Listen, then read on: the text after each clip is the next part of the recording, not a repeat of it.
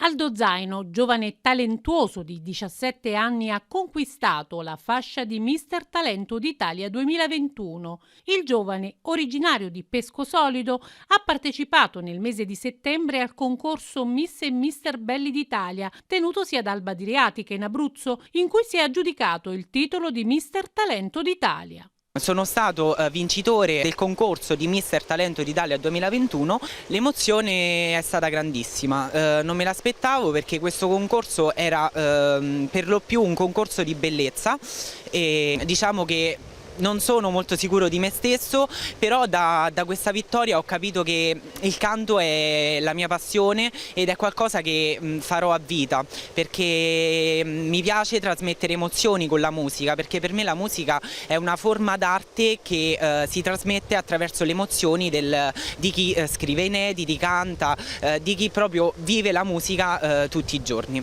Aldo Zaino coltiva da anni la passione per il canto, ma anche per altre forme d'arte, dalla danza alla moda, alla musica in generale. Il canto è una passione che coltivo da moltissimi anni e soprattutto mi specializzo sugli inediti, perché non sono soltanto un cantante ma anche un cantautore. Faccio parte di un atelier di Boville che si chiama Atelier Veso, della stilista Sonia Verrelli e di suo figlio che oltretutto è il mio manager, Stefano Cavaricci.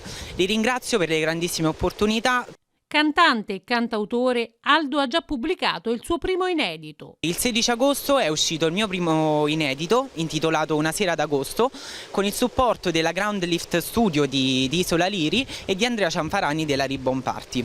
Aldo Zaino è un giovane talentuoso che frequenta il liceo Gioberti di Sora. Non appena terminati gli studi ha già in programma il perfezionamento delle sue doti. Non appena finirò la scuola superiore sicuramente farò dei corsi, studierò il canto per perfezionarmi vocalmente e anche per avere una preparazione per il mio futuro.